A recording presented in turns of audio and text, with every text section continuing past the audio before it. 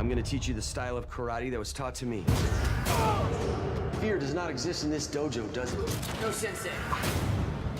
Pain does not exist in this dojo, does it?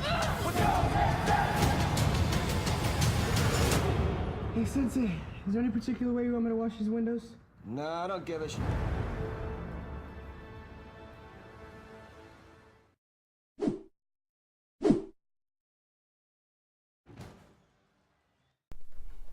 So Cobra Kai is a YouTube Red series, about 10 episodes of a half an hour length. Unfortunately, being British, I wasn't able to watch the series on YouTube Red because apparently it's unavailable in the UK. However, YouTube by the name of Cobra Kai has uploaded these episodes for free, so if you want to watch a squeaky reduced picture size version, there'll be a link in the description below. Despite the setback of sound and whatnot, I found the series to still be incredibly enjoyable, however.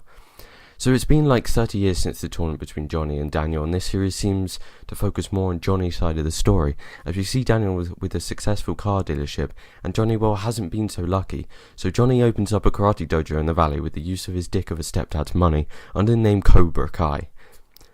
So in this new series, we kind of get the feel that Johnny has replaced the Miyagi type role, except like nothing like Miyagi with a touch more swearing. I like the centre of the series being around Johnny, as there was that old YouTube video of how Daniel could be perceived as the bully, which I kind of get the feeling the producers of the show saw and stole a bit from, which really works, to be honest. When I first saw the trailers and we got the scene of Johnny meeting Daniel for the first time again, I got slightly scared that they were going to mess up Daniel's character and make him seem like the bad guy after the films.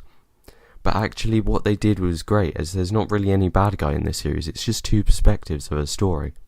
I think that both William Zabka that played Johnny and Ralph Macchio who played Daniel, both back from the original film, played their characters perfectly, as we get this kind of non-PC teacher feel from Johnny, who just spends his time insulting his students, and then we have Daniel who's dead set on believing Cobra Kai is evil and shouldn't be allowed to come back to the town. So Johnny starts Cobra Kai again using the old tactics used by his sensei John Kreese, but vows to be different as he realises the wrong that Kreese was doing.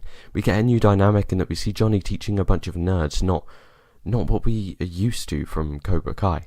This again expresses another perspective, as we see that these kids are scared of going to school and so want to learn how to protect themselves.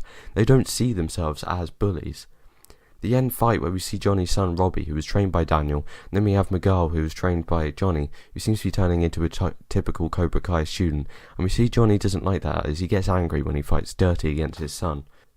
So the end fight was well choreographed, as were most of the fights in this series, and we get a very good ending as Daniel sets out to reopen the Miyagi dojo, and spoilers, we get a surprise cameo from the one and only John Kreese.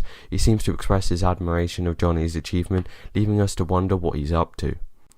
So Cobra Kai, I would say, has the perfect mix of cheesy 80s references and scenes combined with the modern day stuff, like how Johnny doesn't know about Facebook.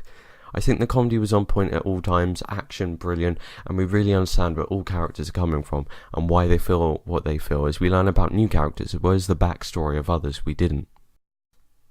So I would give Season 1 of Cobra Kai a 9.3 out of 10 psycho rating.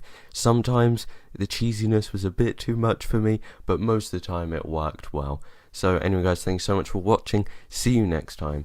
Cheers.